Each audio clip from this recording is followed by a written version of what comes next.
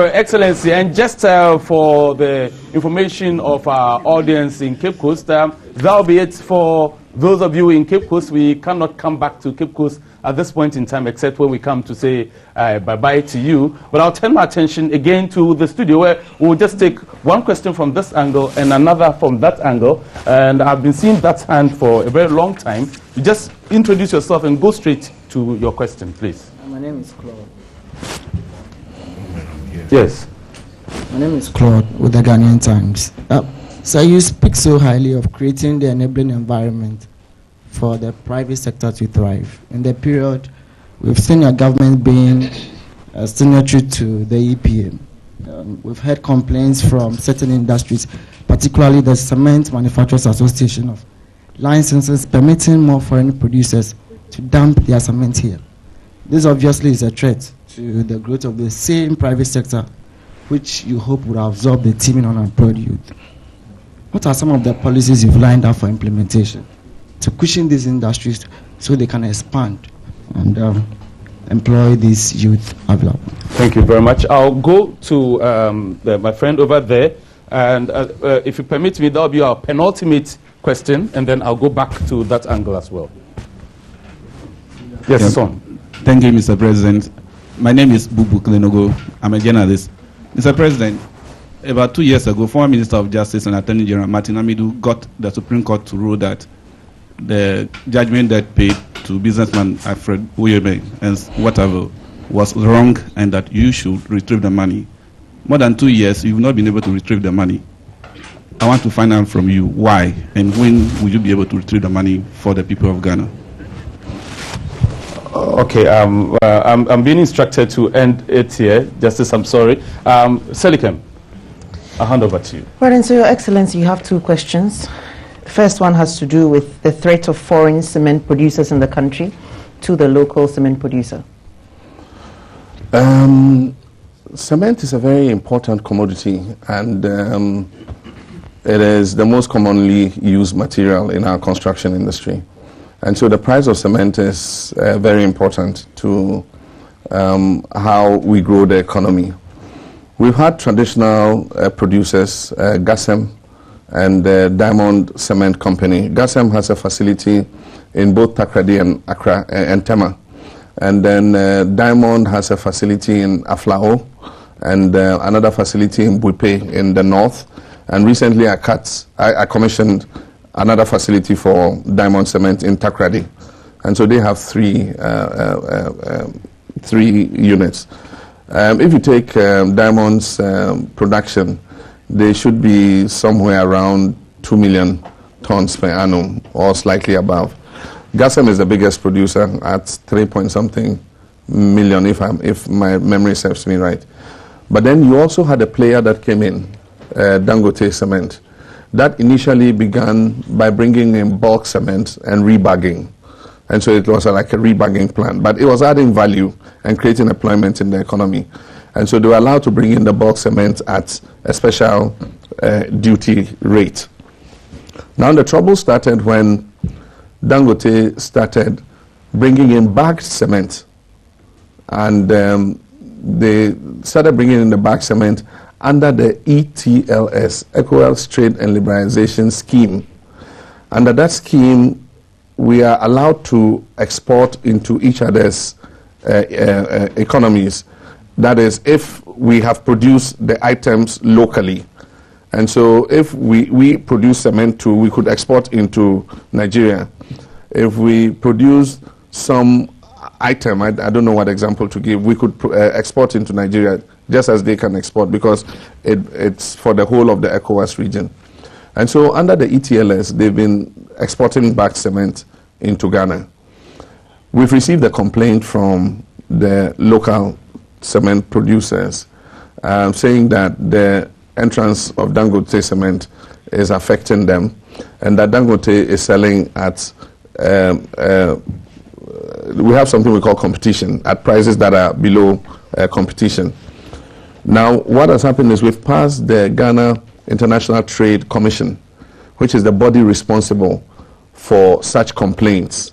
And so the matter came to cabinet, we discussed it, and then we asked the trade minister to put it before the Ghana International Trade Commission. I've signed and assented to the act, and so the Ghana International Trade Commission, the first complaint I'm sure they'll get is on importation of cement. And now what they have to do is to find out what makes Dangote able to sell below competition. Is it that they're getting a subsidy in Nigeria, which is the accusation our cement manufacturers are making, that they are being given a subsidy or they're being given some tax waivers in Nigeria that our producers here don't have? I don't have that information. And so the right body to investigate is the Ghana International Trade Commission. And that is an assignment we're going to give them to take a look. And if it's found that Dangote is being subsidized by the Nigerian government, or they are being given some waivers that make them more competitive and able to sell lower, then we might have to adjust the tariffs on their cement to reflect that and improve the competition between us. So that's where we are at. But of course, I'm sensitive to the concerns of our manufacturers, and we'll make sure that we get them a fair deal. But Ghana is growing. The demand for cement is growing phenomenally. We just cut the sword for the expansion of Tema Port.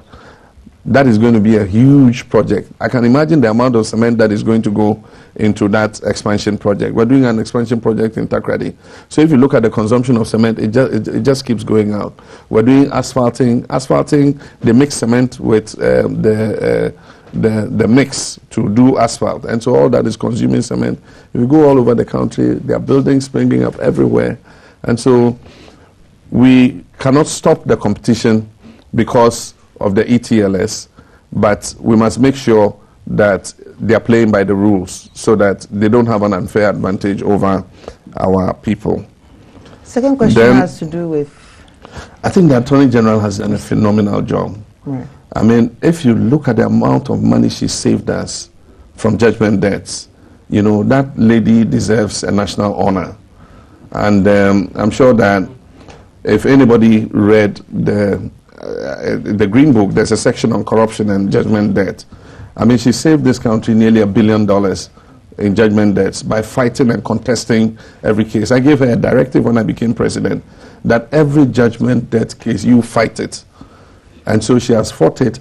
There were a lot of fraudulent claims, people conniving with government officials, you know, taking documents and hiding them, refiling for compensation, suing government in courts. I mean, shoddy, false contracts. I mean, I set up a commission to investigate that whole, and you should read the commission's report. It is a very sorry, you know, state of affairs. But happily, we've cleaned up. And so if you come and make a claim against government, we're not going to sit and have a default judgment. The Attorney General won't go to court. Now they go to court and they fight you. And in a lot of cases, we find that it's some people who have connived to try and rip government off. And so this Woyome case came, like he said, a Supreme Court judge, this thing was given. The Attorney General, this is one case that has taken the Attorney General's time, you know, and she has pursued this case relentlessly.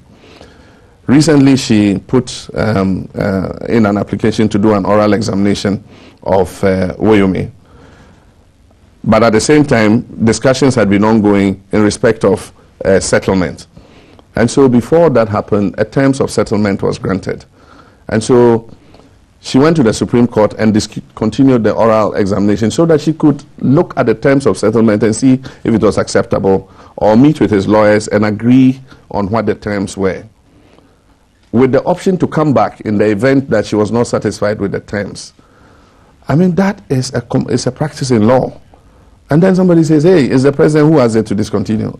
I mean, we have people who are just willing to publish any allegations in the papers against the person of the president, you know, and there are all kinds of false claims, allegations and things, you know. Sometimes you read and you get disheartened, but you were elected to do a job. And so I take heart, and I mean, despite all these, you know, claims and allegations and falsehoods, most of them downright falsehoods, for purposes of political propaganda, and the social media has become a very fertile ground. Sometimes I read and I don't know in myself, I say, is this true? Because I mean, the creativity with which they forge these stories, if they were doing something good, this country won't be where it is. That creativity they have in forging stories in the social media, if they use it to do one day's productive work, this country will be far ahead than it is today.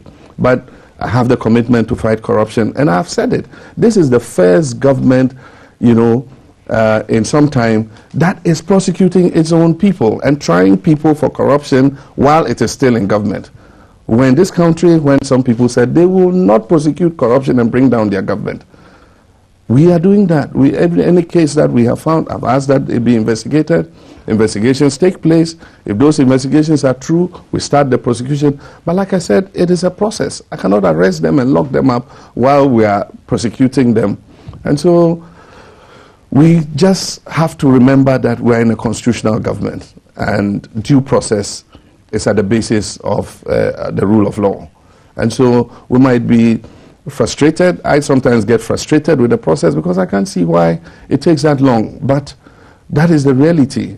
They say the wheels of justice grind slowly, but we try to speed up the wheels of justice, computerize the courts and all that. But the lawyers also have their own ways of, slowing down the legal process. They'll take it to the Supreme Court, bring it back down to the High Court, take it back to the Appeal Court, bring it back to the High Court. What can you do? And so I am committed. I believe that sunlight and exposure in corruption is the way to go. And so if allegations are made, we will expose, investigate, and say this is what happened. And if there are prosecutions to be done, we will do them. The fight against corruption is a commitment that I have. We have the paradox of exposure. Because my government is exposing corruption and prosecuting it, they can point to those same cases and say, you see, we said your government was corrupt. But one of the many cases that they covered up and they didn't expose, just because they didn't want to bring down their government. The first step in dealing with corruption is to expose it. And so if you come out and say that you will not expose and investigate corruption because it will bring down your government, then right away the attitude is completely wrong. Your Excellency, thank you very much for being here. In 1 minute, your final words to Ghanaians. My final words to Ghanaians is I want to thank them for the opportunity to serve. We have gone through challenging times, but I believe that much of the hard work has been done, and we have built up a momentum going forward. Things are looking better. We have a grasp on our social and economic infrastructure. We're creating more opportunities in school for our children to be able to realize their full potential. And all the human development indicators show that we are moving in the right direction. Fewer women are dying in childbirth because maternal mortality is coming down. Average life expectancy in Ghana is the highest, amongst our peers, 63 years. In comparative countries, it is 53 years. We're living 10 times more averagely than our peers in other countries. More children are surviving beyond their 5th birthday. We're improving in all sectors, in education, in healthcare. Subscription to the National Health Insurance has broken through the 29 million visitation mark. And that is because we're providing more facilities for people to be able to utilize their National Health Insurance card. So more people are joining as members. We have 11 million, almost hitting 12 million members of the National Health Insurance currently. We've generated a certain momentum in this country that is moving us forward. When you move a ball, it starts slowly, but it picks up speed. And that is what we're doing. We're picking up speed. If you truncate that motion of the ball, you need to start the ball again. And that's why I'm saying that voting for this government means that we'll maintain the momentum and even fasten the speed of the ball. If you stop that ball and you bring somebody else to move the ball, it has to gather that speed again before it can move in an optimal manner to create a better life for our people. And that is why it is important for our people to recognize the change that is happening. The change is happening all around us. Our economy is getting better. Our social and economic infrastructure is getting better. We have the most credible job creation program. I mean, everything everybody else says is untested, it is untried, and often we know that in election years, people will promise heaven. And when they come into office, they realize that the reality is different. We've all been watching the American elections. Suddenly, a wall becomes, oh, maybe there'll be a wall, part of it will be a fence. You know, it says, oh, what of the 11 million undocumented immigrants? Okay, 2 million are criminals. They will deal with immediately. The remaining 9 million, they are good people, you know, we have to decide. I mean, when people are out of government, they think that is a cakewalk. And I would admit myself, when President Kufuor was in government, I said that, oh, why isn't he doing this? Why isn't he doing that? You know, if it were me, it's like a football match. I'll kick the ball like this, I'll score a goal. But when you come in, you face the reality. And when you face that reality, the challenges come. You must rise up to meet those challenges, and which is what I've done in these 4 years. I've risen up. There have been difficult decision points for me that have been very difficult decisions to take. But I look at the larger interest and say, what is the alternative? If I don't take this decision, what will happen? The economy will get worse, and it will create more poverty, it will create more hardship for our people. So even though this is a difficult decision, the effects will be temporary, but it will get better going forward. And so those are the challenges I've faced. The Almighty God has stood by me, and I have faith that God led me where I am. And so anytime I pray, I say, God, let thy will be done. If it's his will that I continue as president of this country, it surely would happen. Thank you, Mr. President, for being here and for honoring our invitation. A round of applause. And with a standing ovation. Please. Thank you so much for coming. Thank you very It's much. been a pleasure. Thank you very much. Interviewing you, sir. Thank you. Thank you. Thank you so I'm very most much. grateful. Ladies and gentlemen, a big round of applause for the President of the Republic once again. Sir, you may quickly go back. Thank you so much.